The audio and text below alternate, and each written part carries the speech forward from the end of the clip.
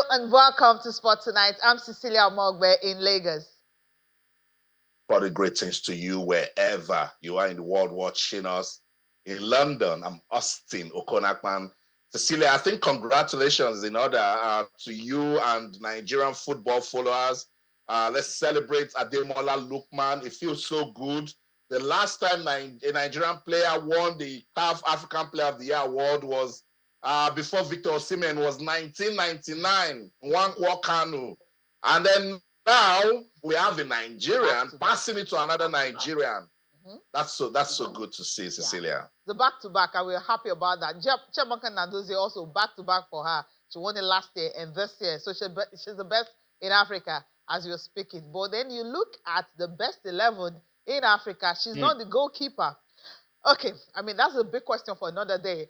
All right, on the show tonight, yes, we'll be talking about the CAF Awards done last night. And today, the best FIFA awards for the men and the women. Real Madrid players, Real Madrid fans, Real Madrid owners. I mean, they now can actually rest and celebrate because the awards for the coach and the best player in the world had to go to Real Madrid. So Vinicius Jr., yes, what he was denied, according to Real Madrid fans and players and coaches and everyone, has been given to him by FIFA. So the best FIFA award, Player of the Year, goes to Vinicius Jr., a Brazilian and a Real Madrid player. For the women, yes, you know, this is just suspect, a serial winner. You know her, right? She won again, Ballon d'Or last year, FIFA Best last year, and this year Ballon d'Or again. Talking about Bonmati, the Barcelona and the Spaniard winning Euros and also the Champions League. She is the winner for that. We'll dissect that on the show tonight. And also, yes, we'll talk about the CAF Awards we'll be dissecting on the show tonight. Yes, we'll talk about the Nigeria Premier Football League, especially the news coming from Ikorodu United, where they have been fined 3 million naira. So for fans who want to watch Canopilas coming to Lagos to play against Ikorodu United, they will be playing that game behind closed doors. Heartbreak for most of us. I mean, those of us that really wanted to go and see Ahmed Musa in Lagos live playing against Canopilas. You may not have opportunity to see that because that game will be played behind closed doors. We'll tell you the reason for that on the show. Yes, fencing will also get our attention on the show tonight. Fencing is not a popular sport in Nigeria, but it's gaining more ground because of the World Championships that was held over the weekend. And the women's football, yes, finally, the Euros draw done earlier today. We'll touch a little bit on that, Euro 2025, because England and Netherlands, you know what that rivalry remains. The former coach going against its own national team. That's what's going to happen in the draw. And of course, Nigeria Women's Football League Premiership. The draws are out. It starts in January 15th. We've been waiting for a very, very long time. But now we have a date, January 15th. A whole lot of drama on that. We may not have so much time to dissect that on the show tonight. On Thursday, we promise we'll be bringing you all the things that happened at the AGM and how the draw was done. Some wanted it to be expanded. Some wanted to remain 16. Well, all about that. We'll create a time, to really dissect that, bringing both parties on the show. Austin, yes, is a loaded package tonight. It's football, football, football, and of course, a little bit of fencing in it. Cecilia, it's always an action-packed sort of sports. Yes, this football is getting all of the talks now. We will roll with it, and it's the season of awards, yes. And you started so well saying, oh, Real Madrid, they can breathe now. I know they really wanted the Ballon d'Or, but hey, people who voted gave it to Rodri. So Vinicius, hold on to your FIFA Best Award now. I mean, it's got best on it. So that's it for now, because I can imagine Vinicius didn't win this one. Real Madrid will pull out of world football, Just like what's going on.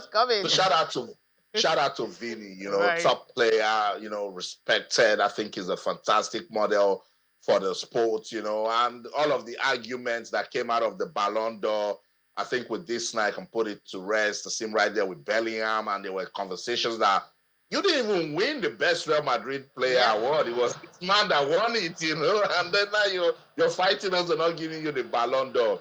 But that doesn't take away the quality of Vini. Fantastic player, passionate. I like how he goes about his business with passion and excitement, and makes it look easy. But what can we say about this lady, Cecilia? Back-to-back Ballon d'Or winner. She's bossing it. Aitama Bonmati, and everything she has done for women's football. She's a fantastic model of the sport.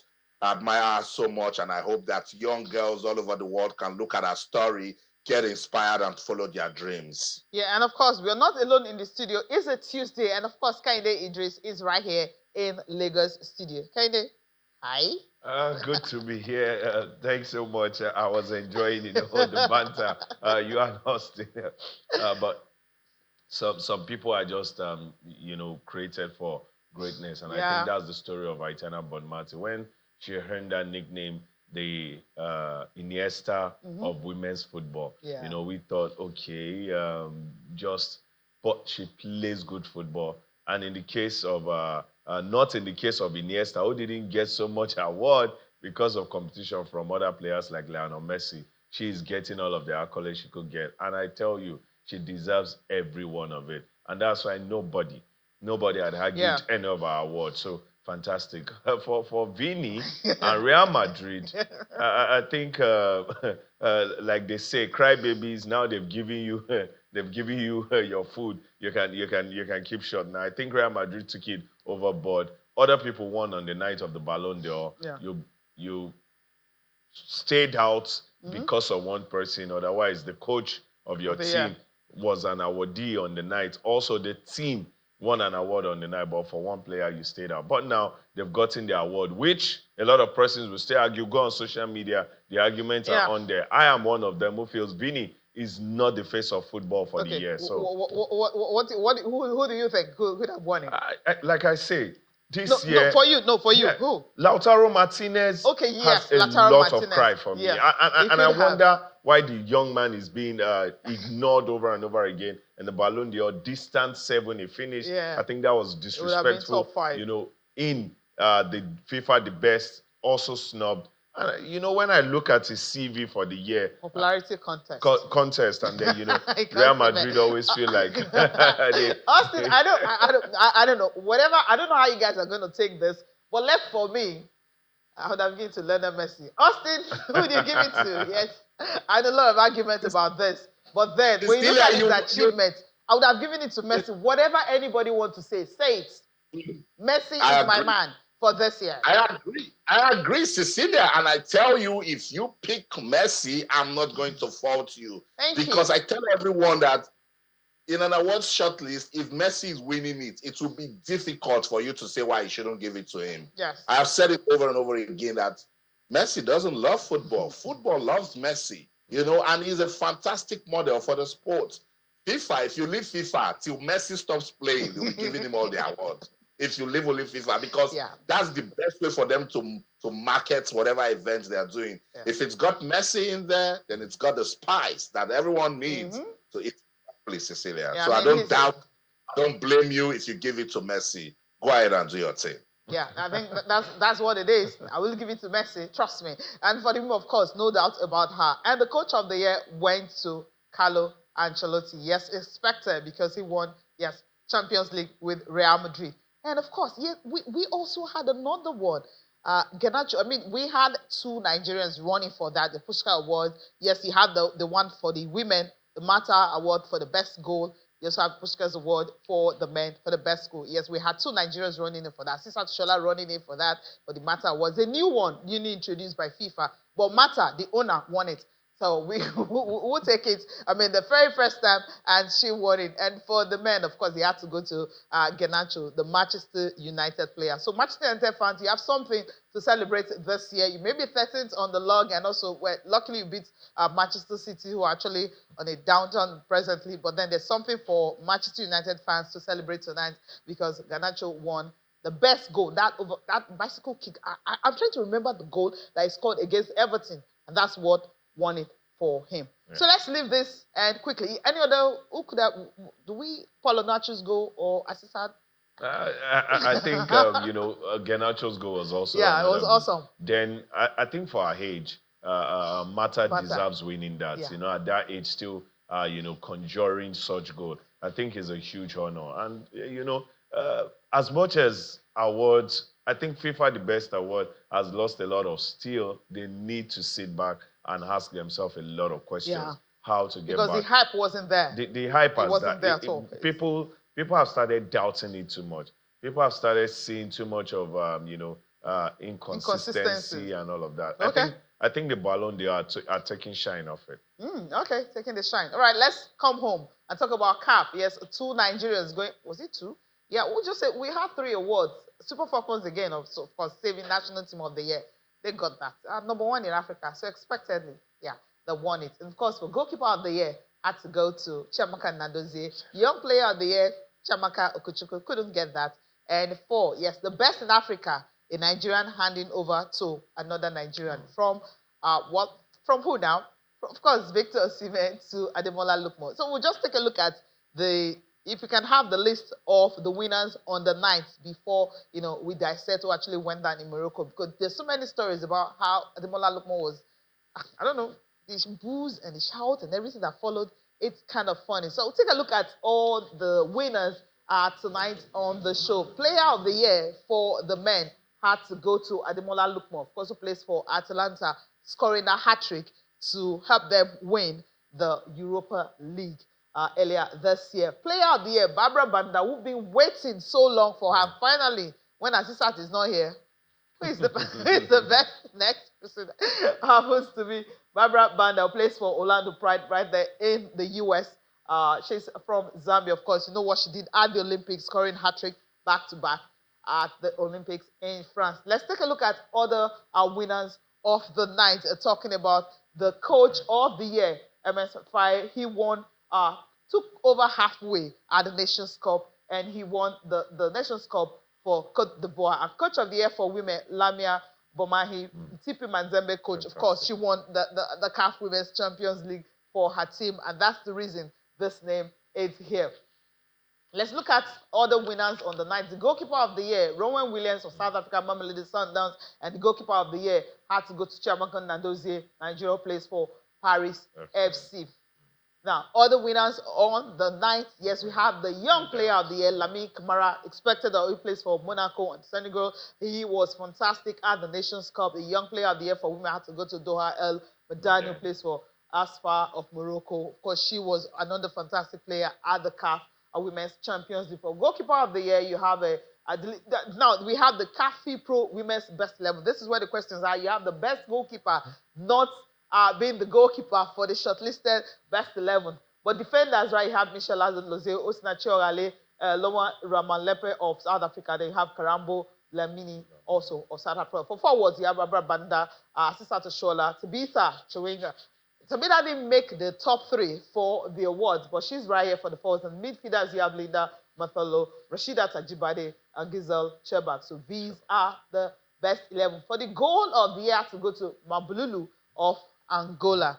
That's where that had to go to. Club of the Year, especially Halali Champions League, and Club of the Year for women, TP Mazembe Champions League. Once you win that, you understand, you already have a title already. Interclub Player of the Year, this was a shocker for me. Rowan Williams, I don't know why, he's a goalkeeper, but we hardly see goalkeepers actually winning this. But apparently he was fantastic. Mamelodi Sundowns did not win the CAF Champions League. Okay. Interclub Player of the Year for the women had to go to Sana Nsodi. Yeah, we understand the Aswa of Morocco. She was also another fantastic player at the CAF Women's Champions League. For National Team of the Year for the men, especially Côte d'Ivoire winning the Nations Cup. Of course, National Team of the Year women. We didn't have the Nations Cup this year, but Super Falcons were fantastic at the Olympics. And of course, the friendlies they played so far, yes, they were good. Well, who could they have gone to if not the Super Falcons of Nigeria? Austin, all the nominees, rather, all the awardees, all the winners on the night in CAF Champions League. Is there any difference? For the men, I mean, we've not taken a look at the men. Quickly, let's just take a look at the men, and then we'll wrap this up quickly. Now, the goalkeeper of the year had to go to Andrew Nana. There's been a lot of talks about this. Ashraf Hakimi, I mean, they were upset that he could have won the player of the year. I don't understand where that is coming from. That's Moroccan. Koulibaly also part of it. And Chancellor Mbemba also part of the defenders. For referee of the year, Mumtaz Ibrahim, Libya, and referee of the year for women, Boncha Kaboubi of Morocco. We're supposed to see, yeah, okay, I'll continue with this one. But Soma is part of it, Mohamed Kudus, Sophia Ambarat, Frank Kese. For the forwards, Mohamed Salah, Victor Osimhen, and Ademola Lookman. So all of it, you just have Mohamed Salah, the only North African person that is here in the forwards. Nigerian dominance. Victor Boniface was fantastic. I'm sure his name would have appeared somewhere, but he's not here. So, Austin, everything from the best 11, some players who are award winners are not in that best 11, both men and women, and you're asking, why is he always like that? Maybe they're trying to use it as compensation for some of these players, or it's just what it is. Yeah, with CAF, I'm still trying to understand what they're doing with these awards. With FIFA, I've said it over and over again that they just use it to market the best in world football, and of course keep their presence and use their brand. I'm talking about the players now to market the game of football. But with CAF, it's worrisome. Ronwen Williams, the guy has been fantastic in any way you want to pronounce fantastic. He was part of the short list for the men's awards. He won the goalkeeper of the year award.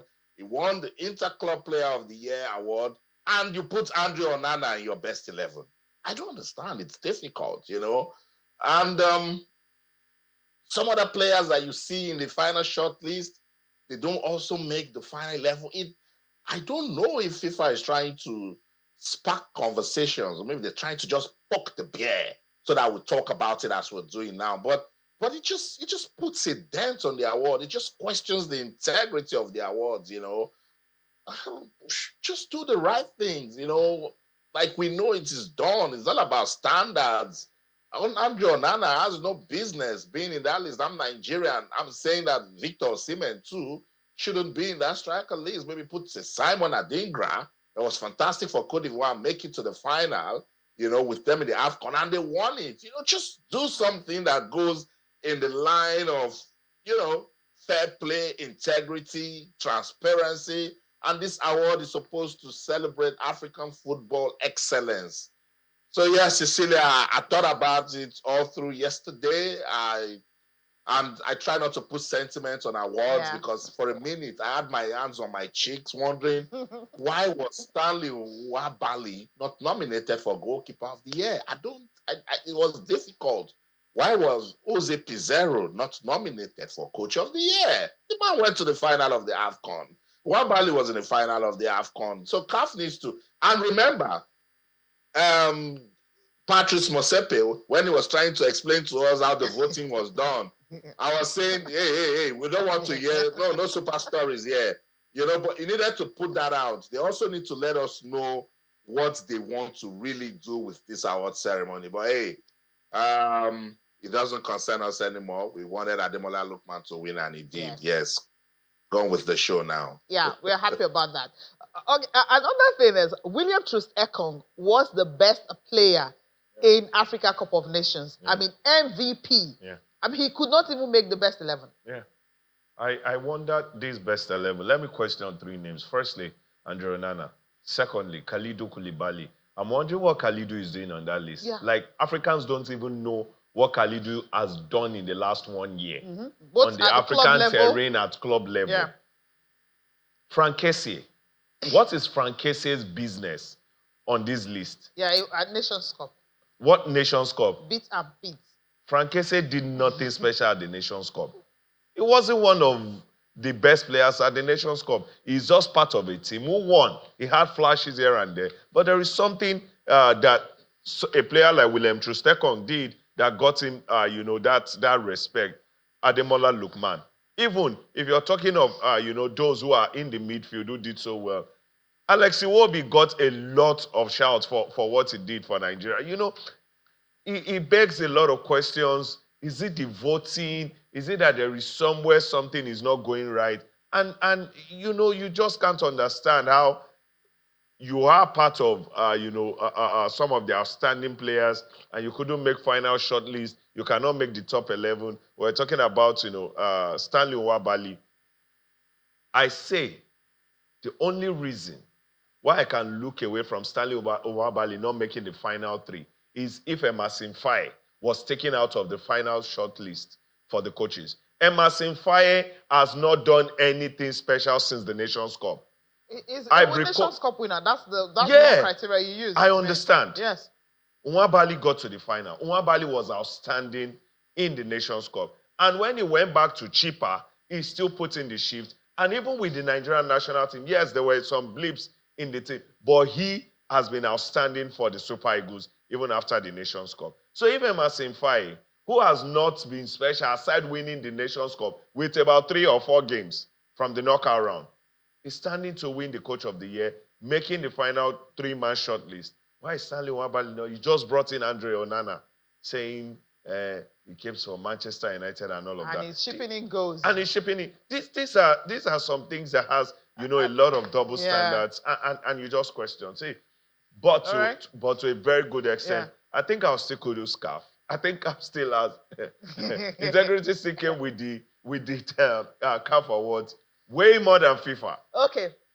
Way more than FIFA, just like it was with the AFCON. We're going on a break. When we come back, we'll be listening to those who have won the awards. I mean, Ademola Lukman and also Barbara Banda winning it for the first time. Obviously, the nominees were great players, great athletes, great professionals. So, I don't know, you never come to these awards just expecting to win. When my name was called out, pretty much a relief and, a big thanks to God. The environment that the club gave me has been very key to obviously my growth as a player, and also just timing. I've always believed, in myself and to be able to achieve great things. But the time has come, and just blessed to be here. That's an amazing feeling. So proud of myself, seeing my name amongst the best of the best on the continent. It speaks volumes of the hard work that I've put in over the years.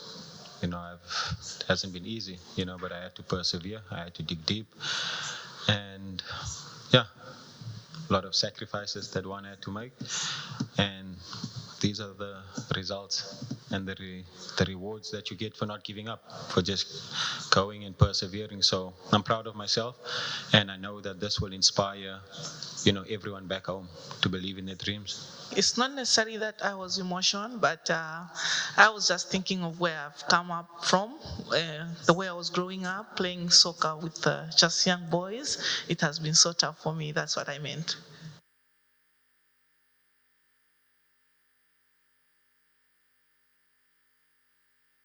When you grow up playing ball with young boys, somehow you will have to grow to become one of the best. I mean, listen to Asisa Toshola, her story also, the same thing. Most of the girls playing football right now had to start playing with boys because at that time, you didn't have league well developed the way it is right now. So let's move over from that and quickly, yes, we have to move away from this because you can spend the whole day actually talking about some of the names because it's still a shock for me. William Troost-Ekong, MVP, most valuable player, is not anywhere near whatever CAF did on Monday night. Yeah. So we'll keep that and move on and quickly talk about the CAF Confederations Cup. Enyimba, are they out? They should be out. If they are not out, I'll help them out. Austin, a colleague of mine said there are 2 underdogs in that group, Enyimba and Black Bull Maputo.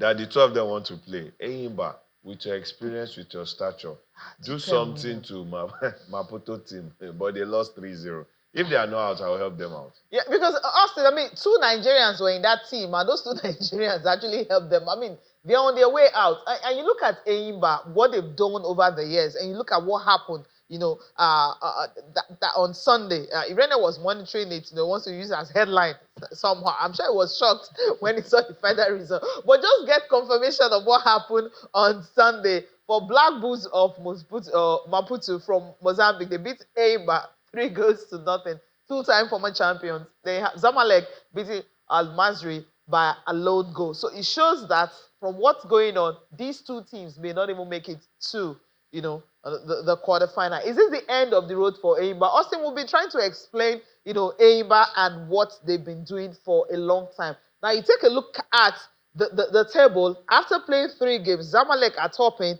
having won 2 with 1 draw. And, of course, they're yet to lose, goal difference of 3, and they are on 7 points. And Masri, of course, after 3 games, 1 win, 1 loss, 1 draw, goal difference of 1, and then they are on 4 points. Black Bulls that we felt, okay, they are the whipping boys, but right now they are no longer the whipping boys because you have Enyimba who are at the bottom. They even have 4 points after three matches. Just like you have Al Masry, you know, 1 win, 1 draw, 1 loss. But goal difference, that's where they're actually down. Goal difference of 1 and of course 4. So this is almost the same replica of what Al Masry has done. But Enyimba, you have after 3 matches, no win, 1 draw, 2 losses, goal difference -5. And of course, they are on just 1 point. Austin, how do we explain this? You're looking at the champions of Nigeria Premier Football League representing Nigeria, carrying the hopes of like 200 and how many millions Nigerians, and you're expecting something better than this. But this is what we have from the Nigerian champions. Not necessarily that we're expecting so much. It's very important to put this out there, you know, because we've said it that there are some things you need to do when you're playing on the continent to, you know, make a difference. Remember when Rangers were playing in the CAF Champions League, we said it here that first things first. If you are not playing in your home ground, then it's going to be a big problem. And it affected Rangers, who are actually champions of the league. Enyimba made it to the CAF Confederation Cup group stage, and they're still playing in Uyo. I said it, that these North Africans, they will come here and they will play offensive football, irrespective of where you're playing them. And they showed it in that game in Uyo when they led 2-0. Enyimba started fighting, but it was too late. That game that ended 2-2 is the reason why they're here now, because Black Bulls, when they played Al Masry, they were fighting so hard, you see, and that game ended 1-1 in Maputo. So Black Bulls knew that when they meet Enyimba, and I kept saying it, that it's too early to start calling Black Bulls the whooping boys, because I saw Enyimba, they play well, they hold on to the ball, they pass properly, but they don't know how to finish. That's the problem. Let's go to the stats in that game against Black Bulls. And you understand what I'm trying to do. Black Bulls had 9 shots altogether, 3 on target, and they scored 3 goals. Enyimba had 15 shots altogether, 2 on target, and they scored no goals. Ball possession, Enyimba had 51% to Black Bulls 49%. So you see, they actually control the game. Let's look at the passes. Enyimba had 395 and Black Bulls had 389. So Enyimba had that game in control. They knew that they needed to win, but they are not scoring. You see, so that's a big deficiency right there that they need to fix. At this point, our online expectations are out of the window, because it's very difficult how they're going to make it out now, particularly that Al Masry and Black Bulls are tied on 4 points each. And I said it that I was hoping that somebody wins, and then Enyimba win at Black Bulls, but it didn't happen. So after 3 matches, it's now looking like their Confederation Cup campaign is over.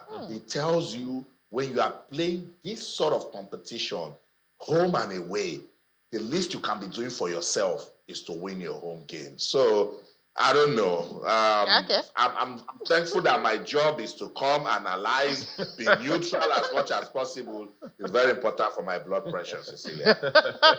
I like that capture. Sometimes you just have to find a way to trivialize, the situation. And I think when I said if they are not out, I'll help them out. It seemed like we've run out of excuses for our teams. Yeah. Whether you're home, we're out there, outside of Nigeria, and when they ask you some questions about our club sides, trust me, you will find a way to run off that place because you don't have an answer to these questions. Now, it is said that anything worth doing is worth doing well. Yes. If you want to be here, you should be here. If you don't want to be here, don't be here. Enyimba in Nigeria is as big as Real Madrid in Europe. Yes. Enyimba in Nigeria is so big.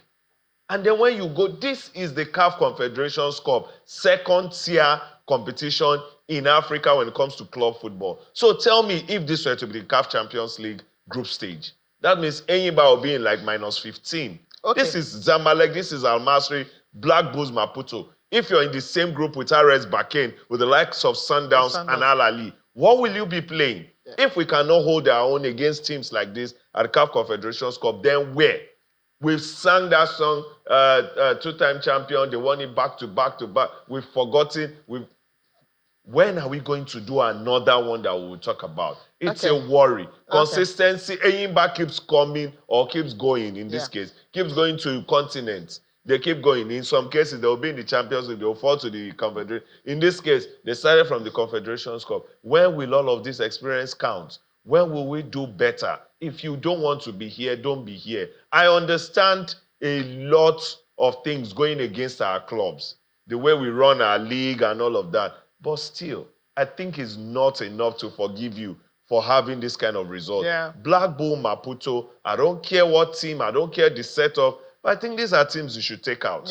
In the worst case scenario, in Maputo, a draw. And now you're losing scandalously 3-0. No, that should not be taken. And Enyimba, however it goes, take it easy. Seriously, I can feel your pain. It's painful.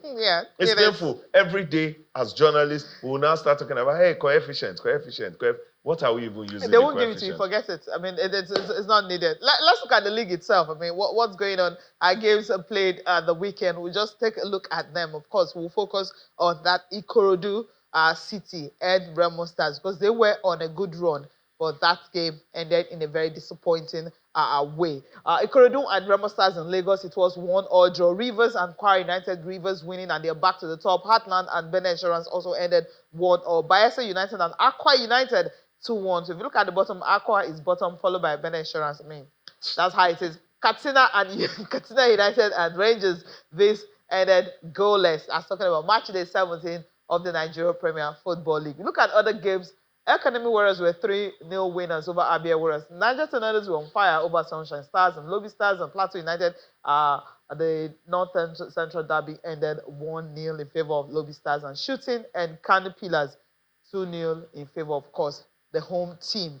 Now, we'll leave all this because, okay, let's look at the table in the top four. Rivers United on 32, goal difference of 8. They've lost 3 so far this season, drawing 5 and winning 9 after 17 matches. Remo Stars after 17, 9 wins also, 3 draws, 5 losses, goal difference of 8, and on 30 points. Then you have Rangers and Shooting Stars completing the top 4. And the bottom 4, you're starting off with Akwa United at the bottom. After 17 games, they are on 16 points. They've lost 9 games this season. And of course, for Benin Insurance, after 17, they are on 17 points, goal difference of -7. They've lost 7 this season. For Sunshine Stars, after 17 games, they've lost 9.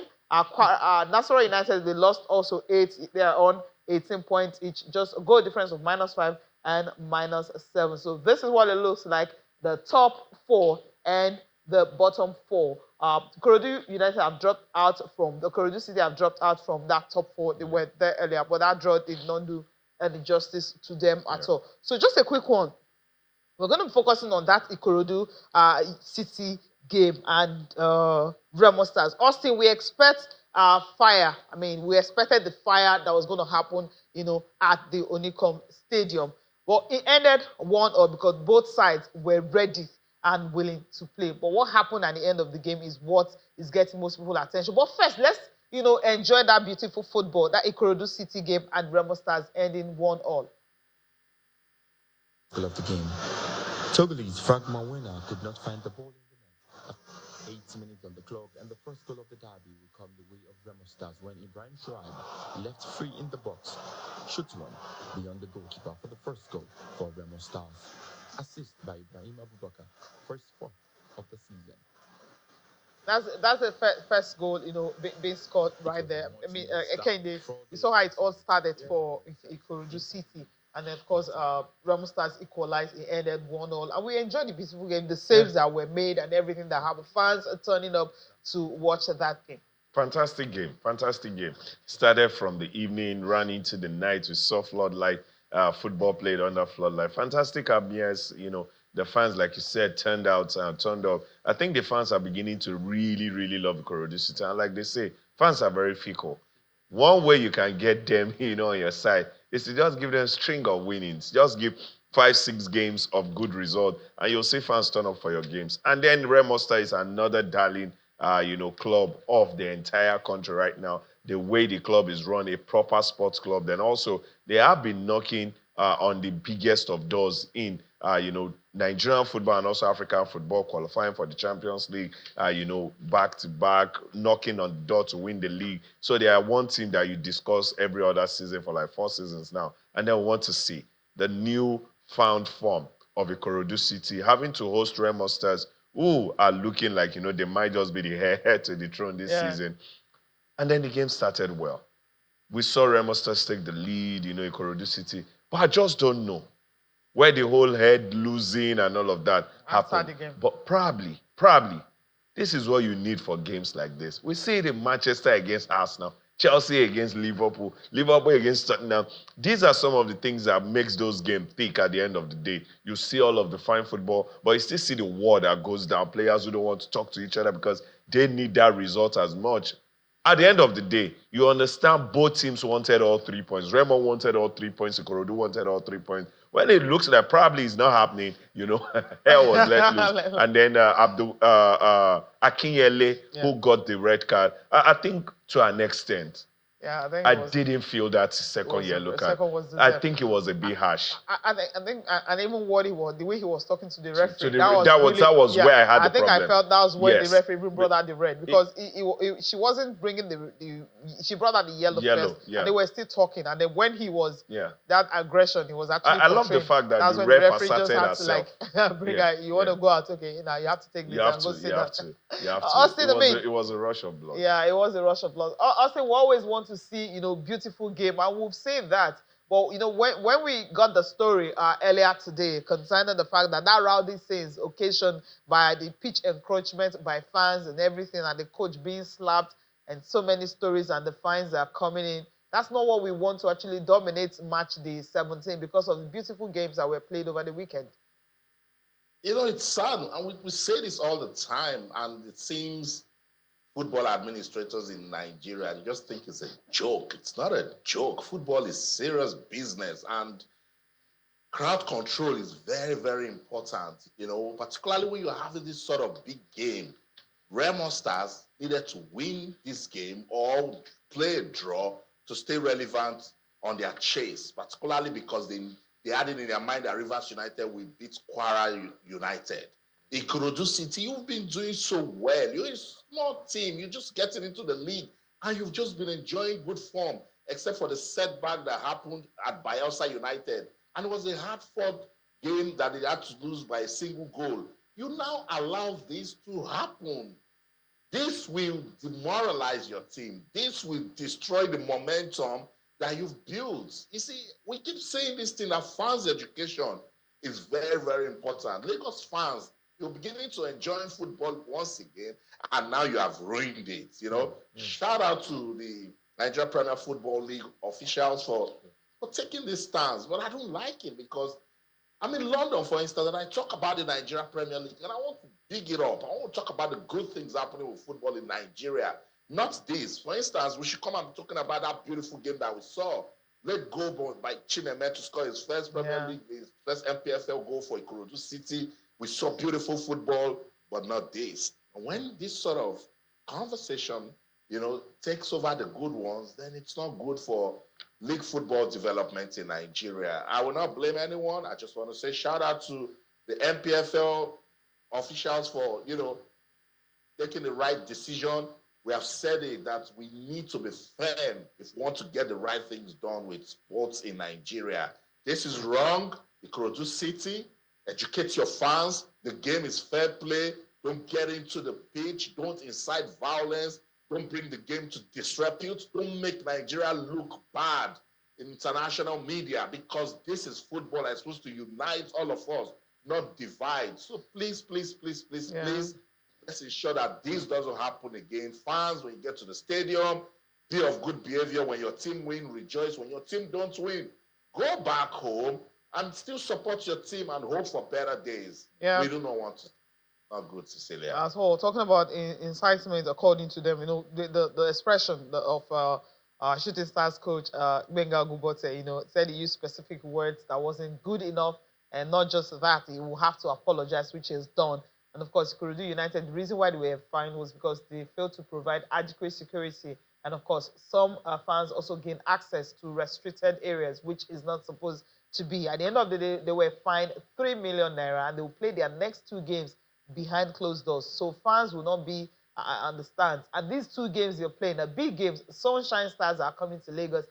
Pillars are coming to Lagos. These are their next 2 games. I mean, imagine fans will not have opportunity to actually watch another derby that will be expected in Lagos. So that's not happening anymore. But we need to go on commercial break right now. We'll come back. We'll talk more about this. Of course, fencing is still there for us to talk about. Okay, we'll leave Ikorodu United there. They have like 48 hours to actually respond to that and see what's going to happen. So we'll wait for their response and everything, and hopefully, I don't know if they can, because I actually want to go watch. I know the media will be allowed to go see the games, right? You want to see Pillars, right? Of course. Yeah, I want to see that game. So Austin will have opportunity to see it. Yeah, I can actually watch it. I can, stream it, watch it online. But we can be at the stadium live to see that game. I'm rubbing it in. Yeah, I have to. Can be proud, right? Let's talk fencing. Just place your phone, Cecilia. I'll video call you, and then I can see the action going on. So it's never the same.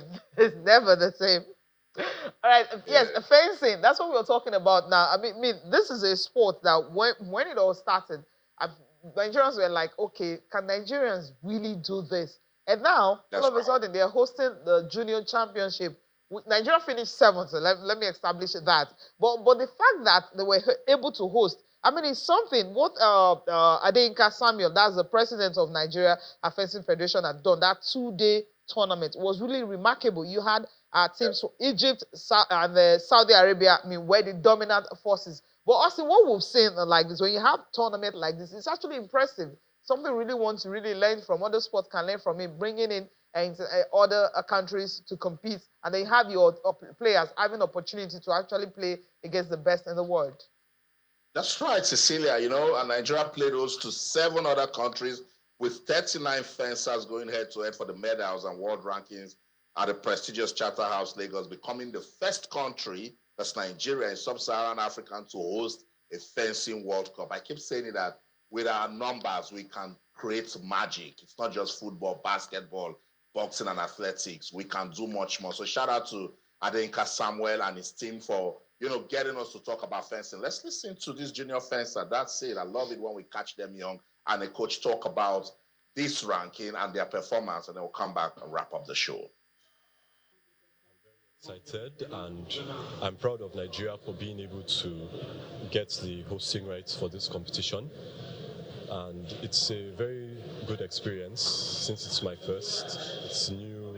I'm able to meet many new fencers, and they're able to also see how far Nigeria has come in terms of fencing. I'm very impressed by the level of competition. They really brought their best, all the other countries, they brought their best to participate. But I'm also proud of Nigeria for how far they've come, even though I can say it's not really a popular sport here, and many of us haven't really been doing it for that long or as consistently, but we're still able to go far. And it's a very, very big achievement since we're going up against the world bests and people that have been doing it since they were really young. They don't have the experience of proper competitions. This is the first time they're experiencing this fencing against white people, against different countries and stuff like that. So their eyes have been opened. So they didn't really do well. But the thing is, we were limited. We didn't have as much resources. When it comes to training, we didn't have as much resources as others have. The amount of time to train for and stuff like that, we didn't have as much resources as others because we don't get sponsorship. So we get a few sponsorship, minor sponsorships, but not enough to take our athletes out of the country to compete. Yeah, because even if you say you want to train an athlete over and over again in a country, it will make total difference if it goes outside. It happens to some athletes. This is why you don't see, although there are some athletes that are consistent, but it's not easy to be consistent in competitions like fencing if you don't fence regularly. So that's it. A big one for fencing in Nigeria. It's massive at the Olympics. It's massive in Europe. Why can't it be big also in Nigeria? I think that's how much we can go on the show tonight. That's the show in London. I'm Austin Okonakpan. In everything you do, remember, keep talking sports. Bye for now. Kind of Idris. I mean, just a quick one of fencing. Yeah, expose the Nigerian child to sports, not just specific ones, and they will select. And I tell you, we can be good in anything. And that's what you just saw. That's what we just saw about fencing in Nigeria. Thank you so much for watching. I'm Cecilia Amongo. We're going to be leaving you with the highlights coming from the Euro 2025 draws, where Netherlands and England are in the same group.